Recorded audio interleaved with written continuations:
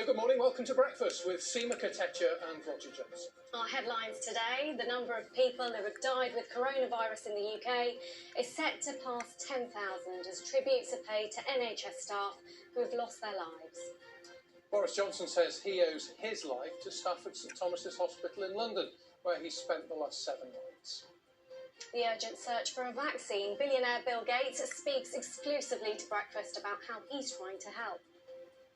This is the whole world working on probably the most urgent tool that's ever been needed.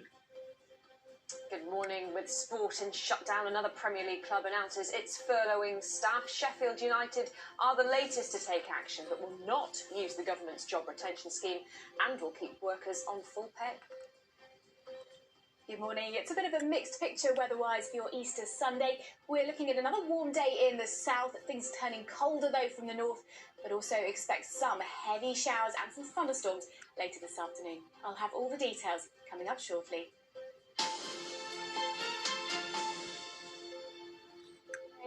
It's Sunday the 12th of April, Easter Sunday, our top story. The number of deaths among patients with coronavirus is expected to pass 10,000 today.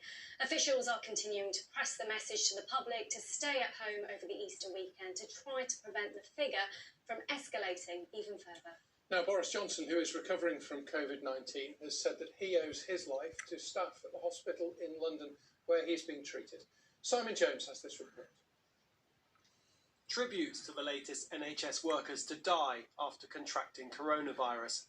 Nurse Gareth Roberts, described as a kind and helpful person by the Cardiff and Vale Health Board.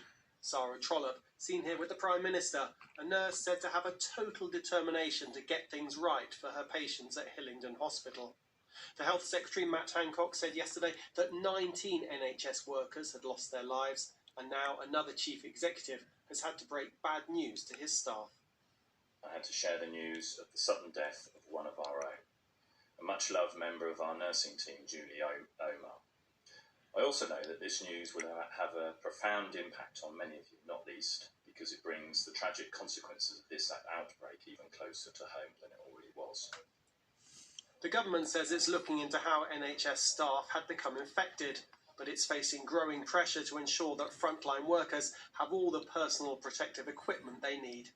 I'm sorry if people feel that there have been failings. I'll be very, very clear about that. But at the same time, we are in an unprecedented global health pandemic right now.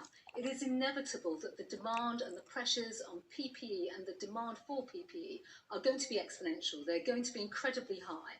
And of course, we are trying to address that as a government. The ultimate goal is to find